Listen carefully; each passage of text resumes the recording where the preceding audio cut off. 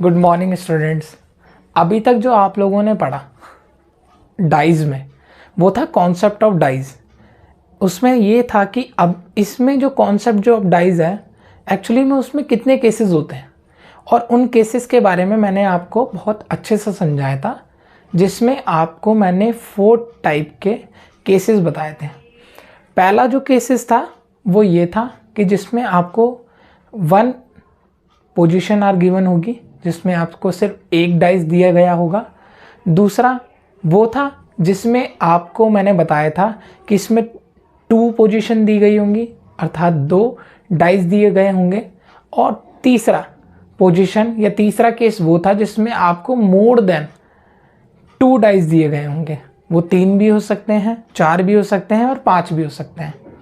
और लास्ट था हमारा केस 4th, जिसमें था ओपन डाइस। उस ओपन डाइस से रिलेटेड भी मैंने आपको बताया था कि वो क्या होते हैं। अब मैं आपको इसमें डाइस में आपको जो मैंने केसेस बताए थे उन केसेस के रिगार्डिंग मैं आपको केसेस वाइज बताऊंगा कि फर्स्ट केसेस में क्या है, सेकंड में क्या है, थर्ड में और फोर्थ में एक्चुअली पूछा क्या जा रहा है।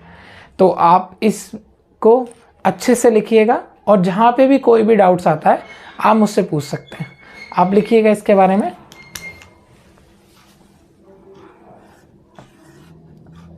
डाइज अर्थात पासा।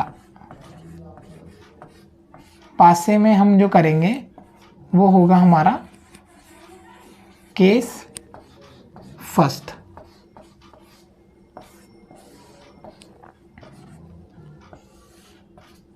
केस फर्स्ट डाइस में केस फर्स्ट हम बताएंगे। अब मैं आपको बताता हूं जो केस फर्स्ट में होता है वो उसमें एक आपको पता है कि उसमें हमसे सिर्फ और सिर्फ एक डाइस के बारे में पोजीशन दी गई होती है। 1 डाइस आर गिवन। तो इस तरीके का एक पासा हो गया, एक डाइस हो गया। अब मैं आपको बताता हूँ एक्चुअली में इस केसेस में यूनिक क्या है। देखिएगा, इस केस फर्स्ट में एक तो होता है हमारा, इसमें 2 तरीके के टाइप बनते हैं, 2 टाइप्स बनते हैं इसमें। स्टैंडर्डाइज जिसे बोलते हैं और एक होता है जनरल डाइज।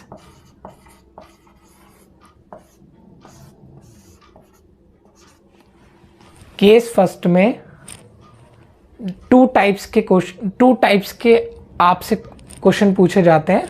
एक तो होता है स्टैंडर्डाइज और एक होता है जनरल डाइज। अगर इसके बारे में अगर आप हिंदी में जानना चाहते हैं कि एक्चुअली इन्हें हिंदी में भी क्या कहते हैं तो वो भी मैं आपको बता देता हूँ। हिंदी में होता है ये सामान्य पासा। सामान्य पासा। और स्टैंडर्डाइज जिसे बोलते हैं मानक पासा।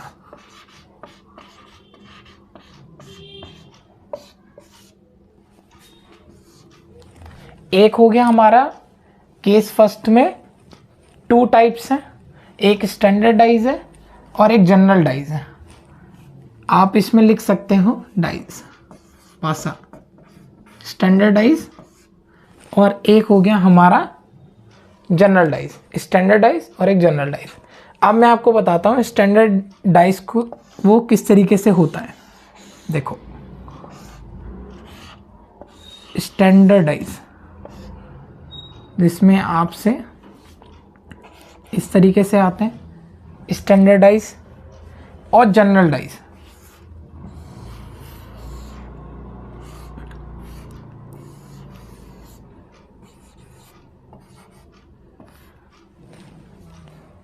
देखने में दोनों एक ही पासे लग रहे हैं क्योंकि एक ही एक पासा है इसमें। इसमें भी एक पासा है, इसमें भी एक पासा है, इसमें भी 3 है, उसमें भी 3 है, इसमें भी 1 है, इसमें भी 1 है। ऐसा नहीं है। लेकिन अब मैं आपको बताता हूँ स्टैंडर्डाइज वो डाइज होता है जैसे हम जब भी लूडो खेलते हैं तो उसमें जो डाइज होता है वो एक स्टैंडर्डाइज होता है। क्योंकि कभी भी अगर आप देखेंगे तो 1 के पीछे हमेशा 6 दिखाई देगा और 2 के पीछे 5 दिखाई देगा और 3 के पीछे 4 दिखाई देगा। मैं लिख देता हूँ 1 के पीछे जो दिखाई देता है वो 6 दिखाई देता है, 2 के पीछे जो दिखाई देता है वो 5 दिखाई देता है, और 3 के पीछे जो दिखाई देता है वो 4 दिखाई देता है। ऐसे ही इनका अपोजिट होता है। 6 के पीछे जो दिखाई देता है वो 6, 6 के पीछे जो दिखाई देता है वो 1, 5 के पीछे जो दिखाई देता है वो 2, 4 के पीछे जो दिखाई देता है वो 3। तो ये हो गया हमारा स्टैंडर्ड डाइज। और जनरल डाइज, अब मैं आपको बताता हूँ जनरल डाइज। जनरल डाइज वो डाइज होता है जिसमें हम अपने आंसर को फिक्स नहीं कर सकते, फिक्स नहीं कर सकते।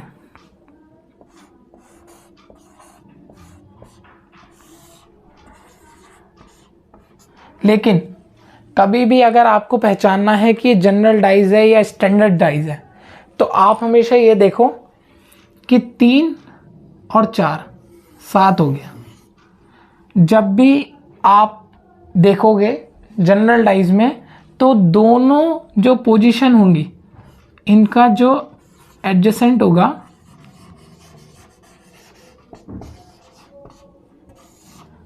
वो 7 होगा, हमेशा 7 होगा। मैं बताता हूँ कैसे। देखो, ये तो एक एग्जाम्पल है। अब मैं आपको एक एग्जाम्पल और देता हूँ। फॉर एग्जाम्पल, डाइज आता है इस तरीके से 2, 5 और 1। देखो, एक तो यहाँ पे बन रहा था 3 और 4 प्लस 7 बन रहा था, तो ये एक जनरल डाइज था। अब यहाँ देखो, यहाँ पे 2 और 5 7 हो रहा है, तो ये भी एक जनरल डाइज है।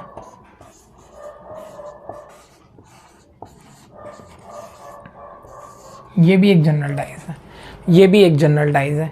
इस अर्थात कहने का मतलब ये है कि जब भी दो पोजीशन जो दी है यहाँ पे दे रखी हैं, उनका अगर एडजेसेंट अगर 7 आ रहा है, तो इसका मतलब वो एक जनरल डाइज है।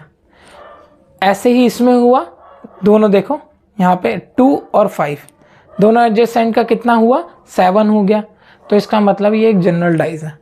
जब भी अगर इस तरीके के क्वेश्चन आते हैं जनरल डाइज से रिलेटेड, तो वो मैं आपको बताता हूँ कैसे सॉल्व करने हैं। अभी के लिए बस इतना जान लो कि जनरल डाइज में हमें ये कैसे पता चलना है कि यह एक जनरल डाइज है और यह एक स्टैंडर्ड डाइज है। तो मैंने आपको बताया जनरल डाइज हो गया जो भी जिनका भी सम्स जो होगा एडजेसेंट सरफेसेस का वो 7 होगा।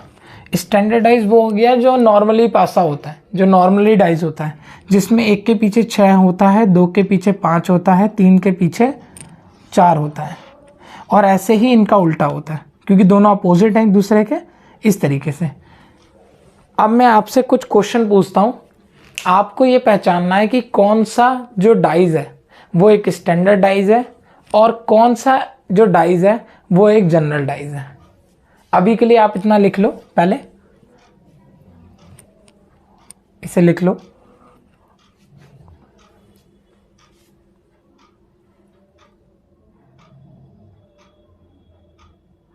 लिख लिया सबने?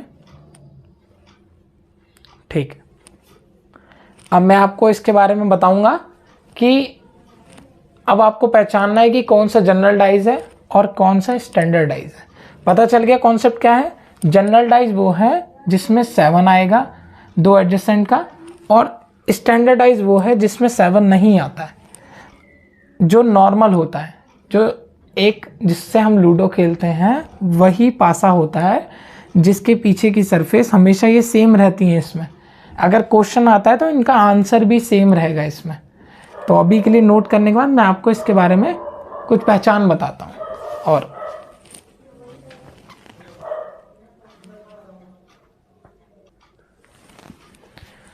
तो बात को ध्यान में रखते हुए जो मैंने आपको पहले बताया, अब आपको ये फाइंड आउट करना है कि जनरल डाइज कौन सा है और स्टैंडर्ड डाइज कौन सा है। अब मैं आपसे कुछ क्वेश्चन पूछूंगा।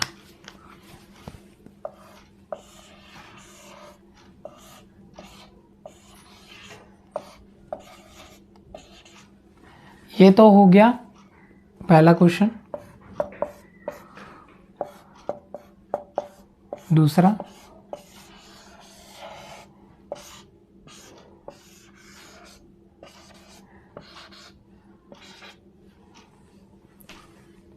तीसरा,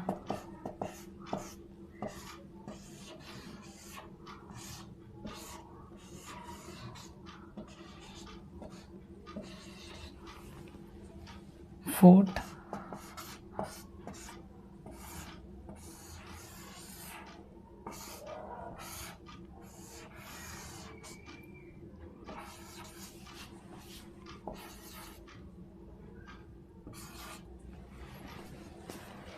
अब आपको ये बताना है कि इसमें से कौन सा जनरल डाइज है और कौन सा स्टैंडर्ड डाइज है।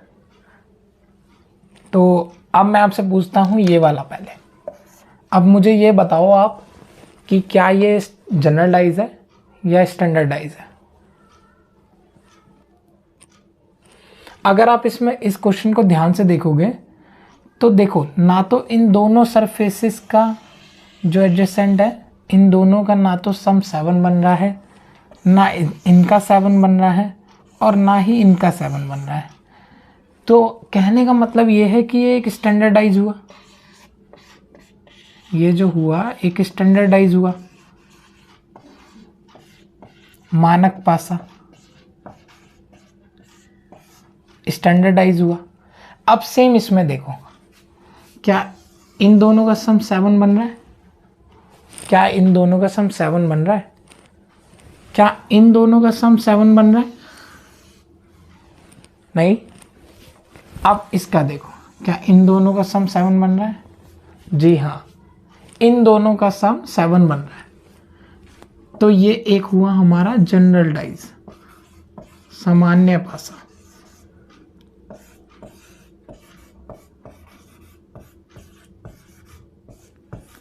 जनरल डाइज, सामान्य पासा, ये हुआ एक स्टैंडर्ड डाइज। अब इन दोनों का देखो, क्या इन दोनों का सम जो है एडजेसेंट का, क्या वो 7 बन रहा है?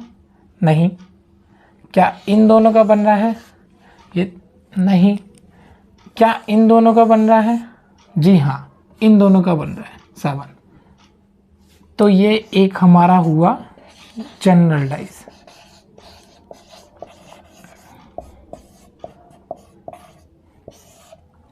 अब इसका देखो, क्या इन दोनों का 7 बन रहा है? इन दोनों एडजेसेंट सरफेसेस का क्या सम 7 बन रहा है प्लस करने के बाद? नहीं बन रहा है। क्या इन दोनों का बन रहा है? नहीं बन रहा है। क्या इन दोनों का बन रहा है? नहीं बन रहा है। तो ये एक हमारा हुआ स्टैंडर्डाइज।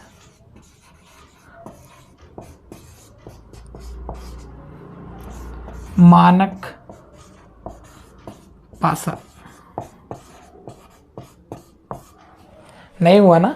अब देखो, इसमें हमें पहचान पता चल गई अब कि किस तरीके से चेक करते हैं, उसमें भी पता चल गया, इस वाले में भी और इसमें भी। ये सिर्फ इसलिए, इसका मोटिव सिर्फ ये था आपको बताने का, सिर्फ ये फाइंड आउट कर सको आप एग्ज़ाम में कि कौन सा जो है डाइज वो एक जनरल डाइज है और कौन सा जो डाइज है वो एक स्टैंडर्ड डाइज है। क्योंकि केसेस फर्स्ट में 2 टाइप्स के क्वेश्चन है, एक तो स्टैंडर्ड से पूछे जाते हैं और एक जनरल से पूछे जाते हैं। तो आपको ये पता होना चाहिए कि कौन सा स्टैंडर्ड डाइज है और कौन सा एक जनरल डाइज है। आई होप आपको ये डाउट क्लियर हो गया होगा। अगर कोई डाउट क्लियर नहीं हुआ है तो आप मुझसे पूछिए इसके बारे में, बाकी आप इसे नोट डाउन करिए।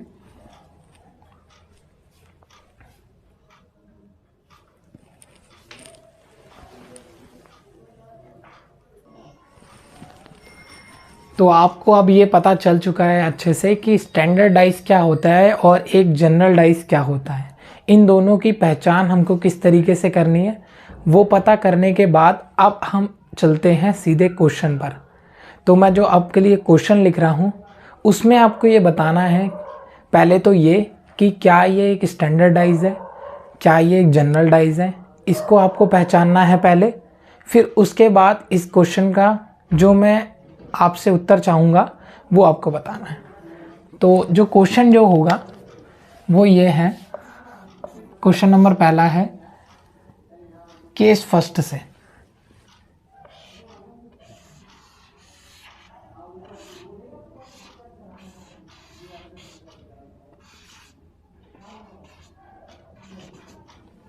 ये एक डाइस दे रखा है,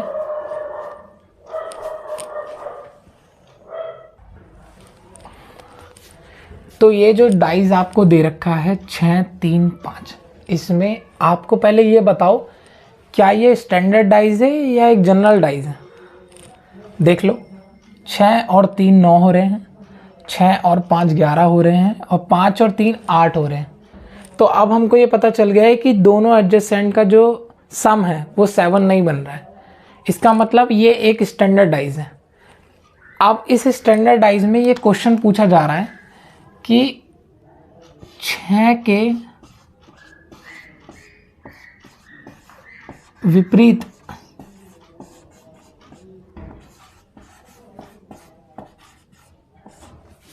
सतह पर कौन सा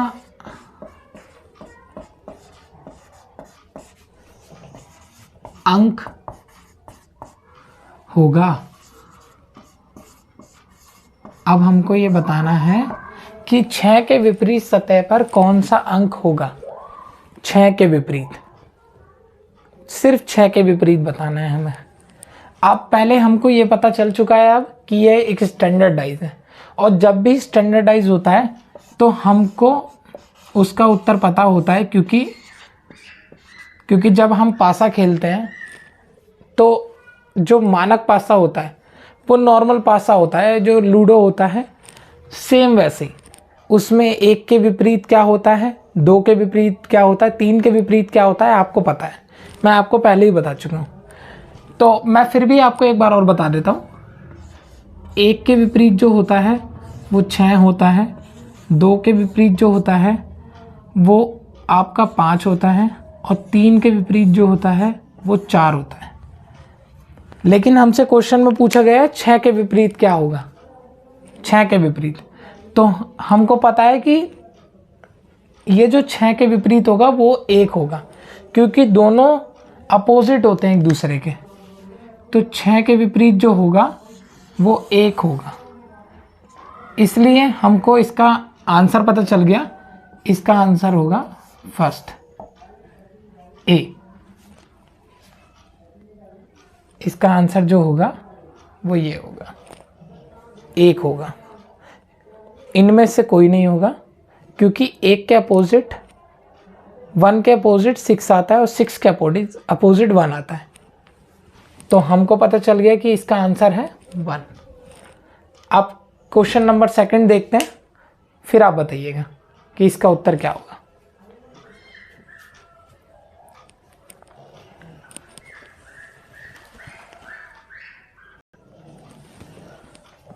अब जो क्वेश्चन है, सेकंड जो क्वेश्चन है उसके बारे में देखिएगा ज़रा।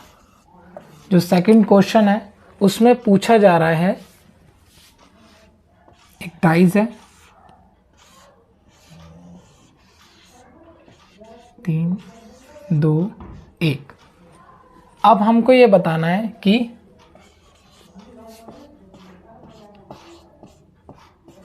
तीन के विपरीत सतह पर कौन सा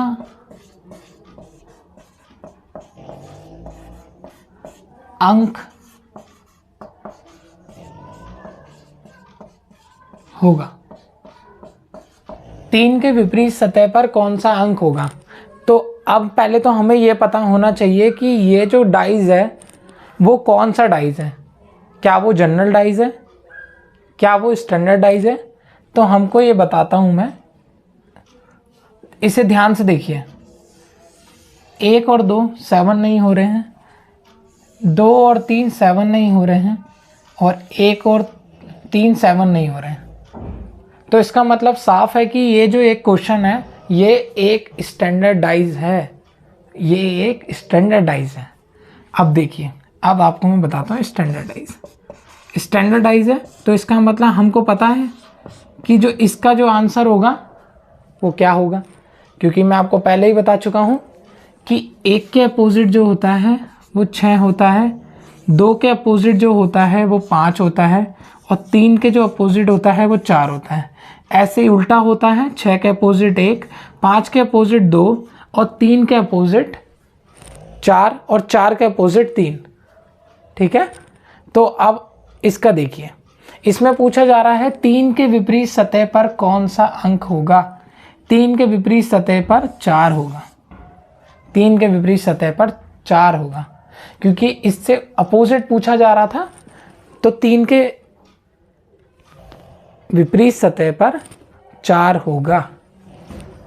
4th is the right answer. एक क्वेश्चन और करते हैं, इसे नोट डाउन कर लो, आप इसे नोट डाउन कर लो।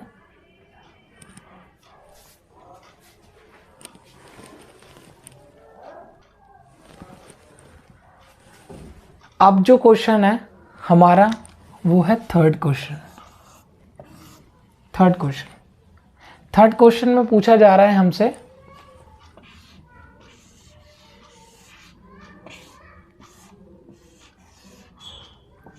2, 6, 4। हमसे पूछा जा रहा है इसमें कि 6 के विपरीत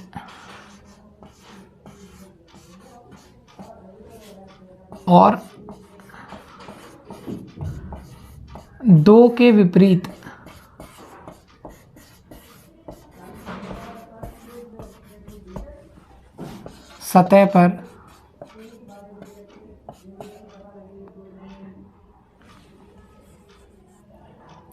सतह पर कौन सा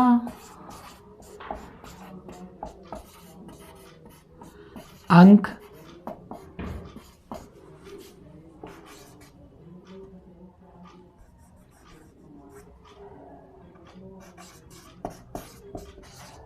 होगा। हमसे पूछा गया है एक ही क्वेश्चन में कि 6 के विपरीत सतह पर और 2 के विपरीत सतह पर कौन सा अंक होगा। पहले तो ये पता होना चाहिए कि एक स्टैंडर्ड डाइज है या एक जनरल डाइज है। तो इधर देखो, 6 और 2 7 नहीं हो रहे हैं,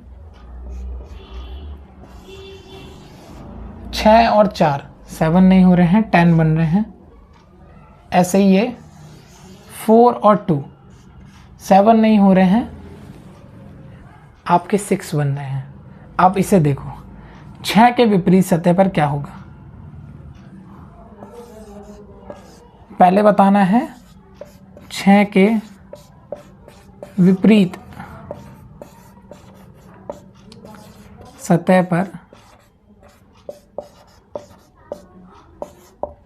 पहले बताओ 6 के विपरीत सतह पर क्या होगा, फिर बताना 2 के विपरीत।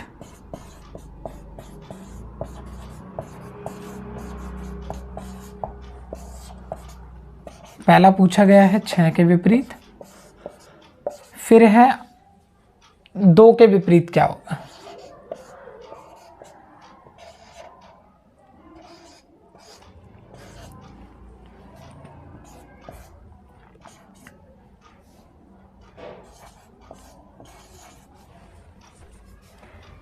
अब सेम इसमें ऐसे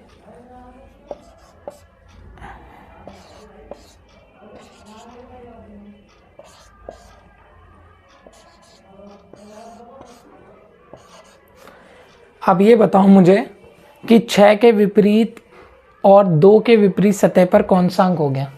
मैंने आपको और इजीली समझाने के लिए इस क्वेश्चन को डिवाइड कर दिया ताकि आप 6 के विपरीत पहले बता पाओ और 2 के विपरीत आप बता पाओ। यहाँ क्वेश्चन मैंने आपको से पूछ लिए हैं कुछ, आप पहले ये बताओ मुझे कि 2 के विपरीत क्या होगा और 6 के विपरीत। तो ध्यान से देखो, हमें पता है कि ये एक स्टैंडर्ड डाइज है और स्टैंडर्ड डाइज में जो हमारा जो आंसर होता है वो फिक्स होता है, क्योंकि 1 के अपोजिट 6 आता है, 2 के अपोजिट 5 आता है, 3 के अपोजिट 4 आता है। फिक्स है। देखो 1 के अपोजिट 6 आता है, 2 के अपोजिट 5 आता है, 3 के अपोजिट 4 आता है। सेम इसका ही अपोजिट जो होता है ऐसे होता है, ये इस तरीके से काम करता है, इस तरीके से।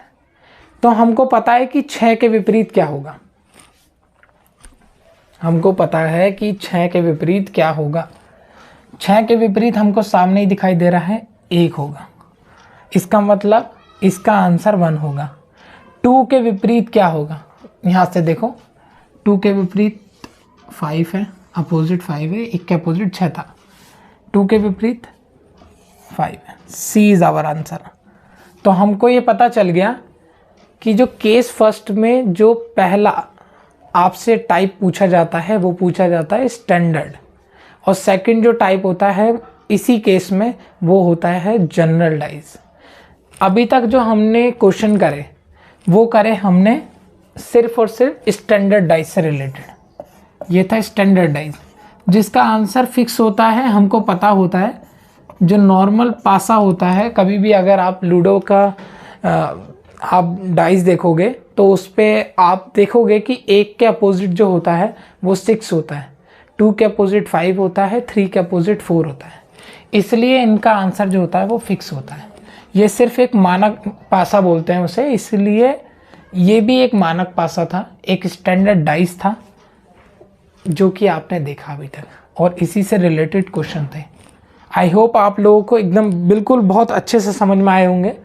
अब मैं आपको कुछ कराता हूँ जनरल डाइस से रिलेटेड, ताकि आपको समझ में आए। आप इसे नोट डाउन कर लो, अगर कोई किसी भी तरीके कोई इशू आ रहा है तो आप मुझसे बेझिझक पूछो। आप देखो,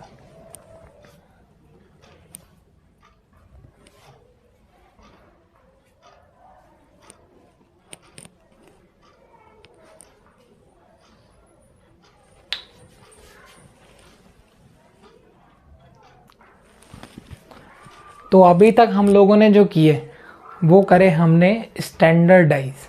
स्टैंडर्ड डाइस में किस तरीके के क्वेश्चन पूछे जाते हैं वो हमने देखे, और कैसे उनका आंसर देना है वो हमने देखा। अब मैं आपको बताऊंगा जनरल डाइस के बारे में। जनरल डाइस, लेकिन ये फाइंड आउट करने की रिस्पॉन्सिबिलिटी आपकी है कि वो जनरल डाइस है या स्टैंडर्ड डाइस है, वो देखिएगा आप।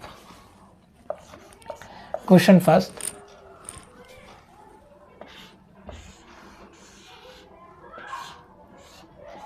ये एक डाइस दे रखा है,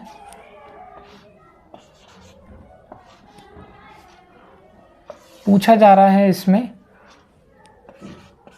1 के विपरीत सतह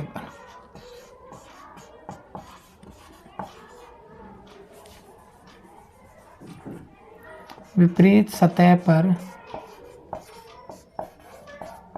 कौन सा अंक होगा।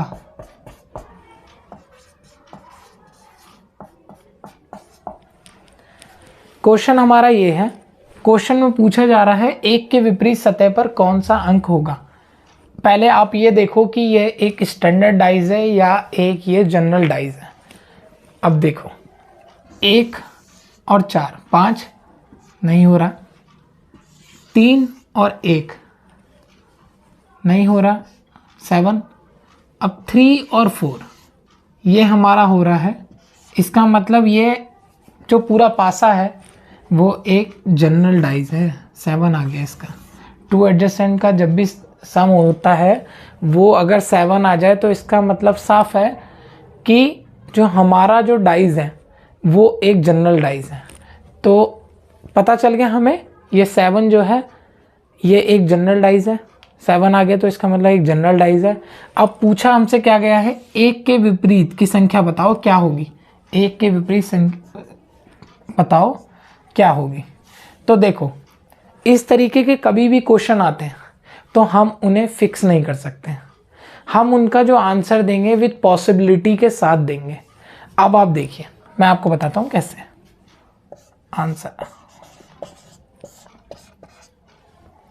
पूछा जा रहा है। 1 के विपरीत क्या होगा, तो पहले हमेशा इस तरीके से लिख लो 1, 3 और 4, क्योंकि देखो हमारे को ये जो सरफेसेस हैं जो ये जो डाइज में जो आपको शो कर रही है, आप सबसे पहले उन्हें लिखोगे।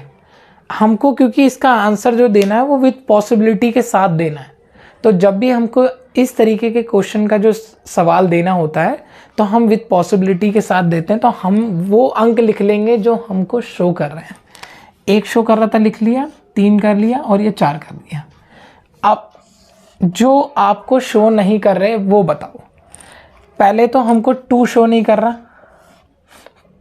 2 शो नहीं कर रहा, 4 भी शो कर रहा है, 3 भी शो कर रहा है, 5 शो नहीं कर रहा और 6 शो नहीं कर रहा। देखो ना, आपको 1 2 3 4 5 6 हमको ये सारे शो करने लग गए। अब लेकिन पूछा हमसे गया है 1 के अपोजिट क्या होगा। अगर इस क्वेश्चन में 3 के अपोजिट भी अगर पूछ लिया जाता और 4 के अपोजिट भी अगर पूछ लिया जाता, तब भी हमारा जो आंसर होता वो ये होता। हमारा जो आंसर होता वो ये होता। बताता हूँ क्यों। क्योंकि जो जनरल डाइज होता है उसमें हम अपने आंसर को फिक्स नहीं कर सकते। जब भी हम आंसर को फिक्स नहीं कर सकते तो इसका मतलब यही हुआ ना कि हम उसे जो उसका आंसर देंगे वो विथ पॉसिबिलिटी के साथ देंगे। तो विथ पॉसिबिलिटी के साथ हमसे ये बनता है, विथ पॉसिबिलिटी, पॉसिबिलिटी के संग देंगे।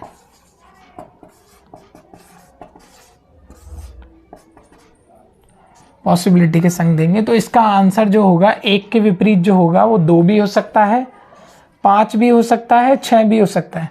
अगर 3 से भी पूछ लेता तब भी हम इसका आंसर यही देते। 2 भी हो सकता है, 5 भी हो सकता है, 6 भी हो सकता है। अगर हमसे 4 का अपोजिट पूछ लेता तब भी हम इसका आंसर यही देते। 2 हो सकता है, 5 हो सकता है, 6 होता है। पर लेकिन ये तभी डिपेंड करेगा आपके जो एग्ज़ाम में जो क्वेश्चन आएंगे उस पर भी। अब मैं आपसे देखिए, अब मैं आपको बताता हूँ कैसे। फॉर एग्जाम्पल MCQ टाइप के जो क्वेश्चन होते हैं उसमें आपसे पूछे जाते हैं क्वेश्चन, आपको आंसर बताना पड़ता है। अब 1 के अपोजिट पूछ रहा है वो, तो हमें तो पता है कि विथ पॉसिबिलिटी के साथ हम इसका आंसर यही बनेगा। लेकिन हो सकता है वो एग्जामिनर आपसे ये भी दे दे कि 6 है, हो सकता है आपसे ये भी पूछ ले 4 है, 3 है, सॉरी, ये भी पूछ सकता है कि 4 है, और आपसे ये भी पूछ सकता है कि इसमें आपका जो आंसर है वो 1 है। अब देखो आप, 1 के विपरीत सतह पर कौन सा अंक होगा। हमसे पूछा गया 1 के विपरीत सतह पर कौन सा अंक होगा। तो 1 के विपरीत सतह पर 2 भी हो सकता है, 5 भी हो सकता है, 6 भी हो सकता है, 3 के विपरीत सतह पर भी। लेकिन हमारा जो अभी कंसर्न रहना चाहिए वो इससे रिलेटेड होना चाहिए। 1 के विपरीत सतह पर कौन सा अंक होगा। तो 1 के विपरीत सतह पर जो अंक है वो 2 भी है, 5 भी है और 6 भी है। अब यहाँ से देखो 3 तो ऑलरेडी इसके साथ है, 3 तो ऑलरेडी इसके साथ है, क्योंकि जो डाइज होता है उनकी जो सरफेसेस के साथ जो न्यूमेरिकल में दे रखे हैं, आपसे अंक दे रखे हैं, वो ना तो एक साथ दिख सकते हैं, और ना ही वो एक साथ छुप सकते हैं। अगर ये पीछे होते 3 और 4 तो वो एक साथ ना ही छुप सकते हैं और ना ही एक साथ दिखाई दे सकते हैं। तो 1 के साथ जो 3 है वो हमको नहीं दिख सकता, 1 के साथ 4 भी हम इसका आंसर नहीं दे सकते। तो हमको साफ पता चल गया ये तो गलत हो गया, 3 और 4 तो गलत हो गया, क्योंकि डाइज में दोनों जो पोजीशन होती हैं वो एक साथ नहीं शो कर सकती है। 1 के साथ 3 नहीं दिखाई दे सकता है, 4 नहीं दिखाई दे सकता है। अगर जनरल डाइज में इस तरीके के क्वेश्चन आ जाएं तो आपको ये पता होना चाहिए कि डाइज में 1 पोजीशन, जो 2 पोजीशन होंगी वो एक साथ नहीं दिखाई दे सकती हैं। 1 के साथ हमको जो भी सरफेस जो हमको दिखाई दे रही है डाइज में, जो भी अंक आपको दिखाई दे रहे हैं वो एक साथ ना तो दिखाई दे सकते हैं और ना वो एक साथ छुप सकते हैं। तो इसके अकॉर्डिंग, इस कॉन्सेप्ट के अकॉर्डिंग 3 और 4 तो गलत हो गया। अब बचता है हमारा 6 और D। 1 का 1 नहीं हो सकता, ये भी गलत हो गया। तो इसका आंसर हो गया 6। 6 is the right answer. 6 is the right answer. With possibility के साथ हमको उत्तर देना है। 6 इज द राइट आंसर। अब को एग्जामिनर आपसे इस तरीके से भी क्वेश्चन पूछ सकता है कि बताओ, एक आपसे ये भी पूछ सकता है 5 और 6, आपसे ये भी पूछ सकता है वो कि 2, 5, 6, और आपसे ये भी पूछ सकता है कि इसका आंसर जो होगा वो सिर्फ और सिर्फ 2 होगा। अब देखो, एक के साथ एक तो शो नहीं कर सकता, एक के विपरीत सतह पर कौन सा अंक होगा, एक के साथ एक शो नहीं कर सकता।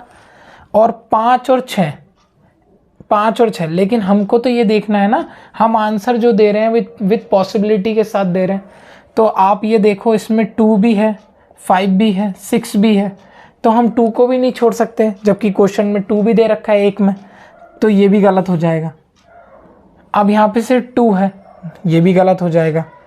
आंसर हमारा होगा 256, 256, क्योंकि हमको जो आंसर देना है वो विथ पॉसिबिलिटी के साथ देना है।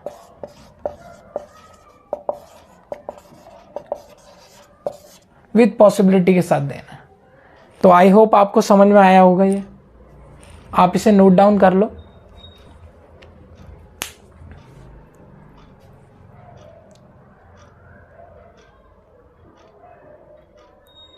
ठीक है,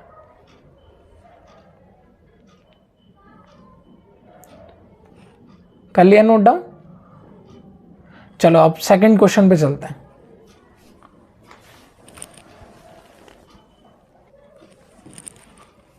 तो हमने अभी तक जनरल डाइज में एक क्वेश्चन कर लिया।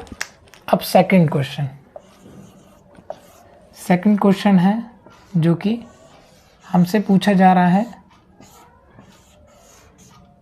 1, 5 और 6।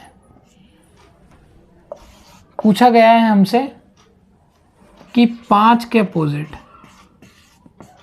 5 के विपरीत सतह पर, 5 के विपरीत सतह पर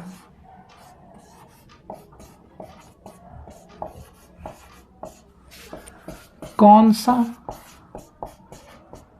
अंक होगा।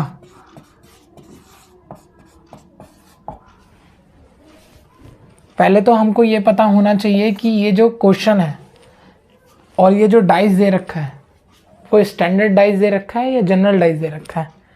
तो आप इसे देखो ध्यान से, 5 और 6 11 हो रहे हैं,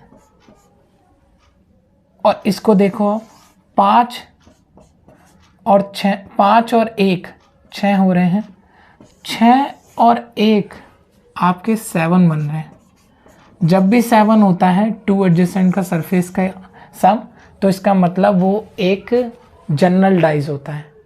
तो हमको पता चल गया ये एक जनरल डाइज है। तो जो इसका आंसर भी जो आएगा वो हमको विथ पॉसिबिलिटी के साथ देना पड़ेगा, विथ पॉसिबिलिटी के साथ, विथ पॉसिबिलिटी के साथ, विथ पॉसिबिलिटी के साथ हमको इसका उत्तर देना पड़ेगा। अब देखो इसका आंसर किस तरीके से दोगे आप। अब एग्जाम में पूछा गया है, क्वेश्चन जो दिए हैं वो ये दे रखा है, इसके 2 होगा, 2 या 3, ये भी दे रखा है, इसमें 1 होगा, ये भी दे रखा है आपको कि इसमें 5 होगा, और ये भी दे रखा है आपको इसमें कि जो या तो 3 होगा।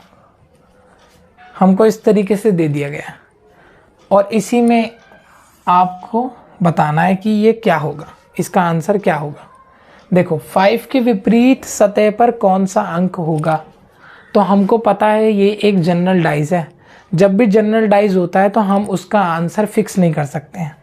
अब इसका आंसर देखो आपको कैसे देना है। आप वो सरफेसेस पहले लिख लो जो आपको दिखाई दे रही हैं, 1, 6 और 5। अब वो सरफेसेस लिख लो जो आपको नहीं दिख रही हैं, 2 नहीं दिख रही है, 3 नहीं दिख रही है और एक 4 नहीं दिख रही है। ये सरफेसेस नहीं दिख रही हैं आपको, 2, 3 और 4, 5 के विपरीत पूछा है। अगर ये हमसे 6 के विपरीत भी पूछ लेता या 1 के विपरीत भी पूछ लेता तब भी हमारा आंसर यही आता विद पॉसिबिलिटी के साथ, लेकिन अभी आंसर आया नहीं है। आप इसे ध्यान से देखो पहले तो ये 5 के विपरीत सतह पर कौन सा अंक होगा, 5 के साथ 5 नहीं शो करेगा कभी भी। तो पहले तो सबसे पहले ये गलत हो गया, क्योंकि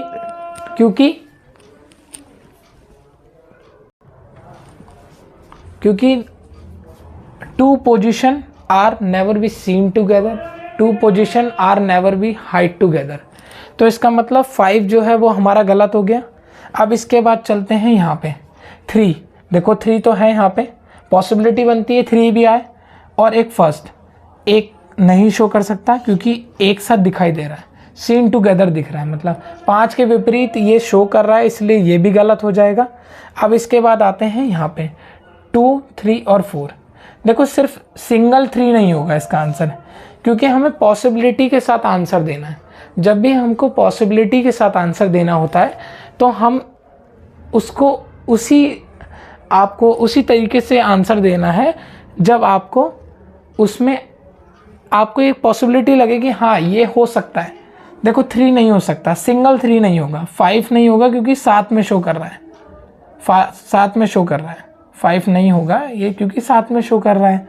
1 नहीं होगा क्योंकि 5 के साथ में शो कर रहा है।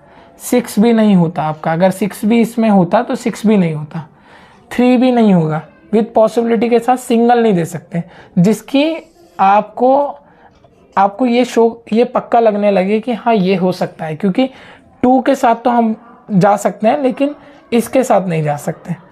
2 और 3 हम इन दोनों के साथ जाएंगे क्योंकि विद पॉसिबिलिटी के साथ हमको आंसर देना है। 3 के साथ इतनी पॉसिबिलिटी नहीं है, लेकिन 2 और 3 के साथ पॉसिबिलिटी है, तो हमारा ये आंसर हो गया राइट आंसर। तो answer first is the right answer. इस तरीके से हमको इसका आंसर देना है। अब मैं आपको थोड़ा सा इसके बारे में कंक्लूजन बताता हूँ, जो भी मैंने आपको बताया आप इसे नोट डाउन करिए। पहले आप इसे नोट डाउन करिए, फिर मैं आपको बताता हूँ।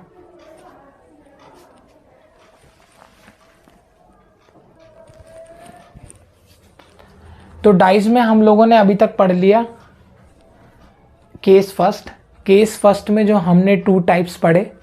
पहला टाइप पढ़ा हमने स्टैंडर्ड डाइस, दूसरा टाइप जो हमने पढ़ा वो पढ़ा हमने जनरल डाइस। स्टैंडर्ड डाइस हमको पता चल गया जो सामान्य पासा होता है, जिसके विपरीत में जो कि सामान्य पासा होता है। कंक्लूजन लिख लो आप,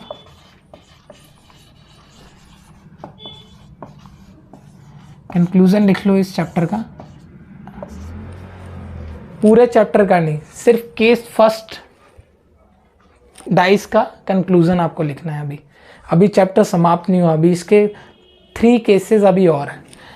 फर्स्ट केसेस में जो आपको मैंने बताया, एक तो होता है इसमें स्टैंडर्ड डाइस, जिसमें आपसे इस तरीके से इसका आंसर फिक्स होता है।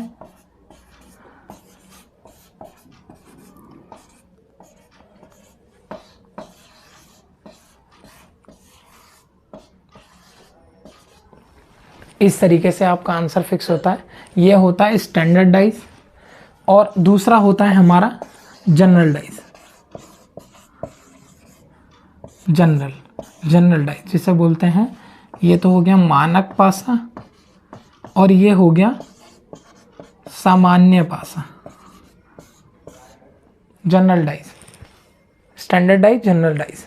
अब इसमें जो होता है वो इस तरीके से होता है 3, 4, 1।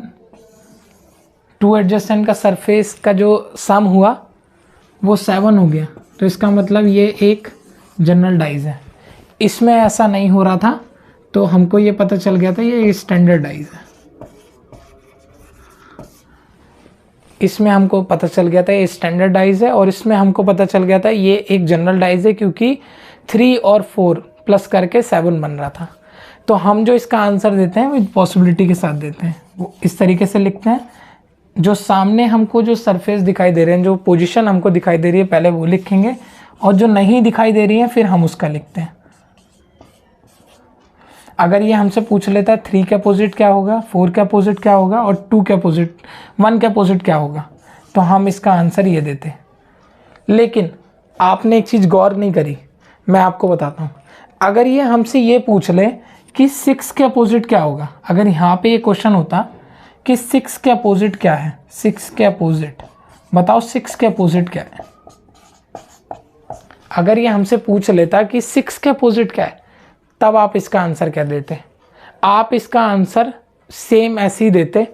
आप पहले क्या करते, आप ये लिखते हैं 1, 3 और 4 इस तरीके से, फिर लिखते 2, 5, 6 जो नहीं शो कर रही है। अब हम इसका आंसर अपोजिट उसमें देते। 6 का जो अपोजिट होता 4, 3 और 1, तो विद पॉसिबिलिटी हम इसका आंसर जो निकलता वो 4 भी हो सकता था, 3 भी हो सकता था और 1 भी हो सकता था। इस तरीके से इसका आंसर होता। आई होप आपको समझ में आया होगा। आप इसे एक बार पूरे अच्छे से नोट डाउन करो, नोट डाउन कर लो आप इसे। स्टैंडर्डाइज, हाँ स्टैंडर्डाइज होता है मानक पासा, स्टैंडर्डाइज, डाइज लिख लो, स्टैंडर्डाइज, ये जनरल डाइज। तो कंक्लूजन आपको समझ में आया। स्टैंडर्डाइज क्या होता है, जिसके आंसर फिक्स होते हैं। जनरल डाइज वो होता है जिसके आंसर फिक्स नहीं होते, बस फाइंड आउट करना होता है कि एक जनरल डाइज है। वो कैसे फाइंड आउट होता है, दोनों जो इसका सम्स बनेगा वो आता है, अगर यहाँ होता इस तरीके से दोनों एडजेसेंट सरफेस का अगर सम्स अगर होता तो वो 7 होना चाहिए था। एडजेसेंट का जो सम होना चाहिए वो 7 होना चाहिए।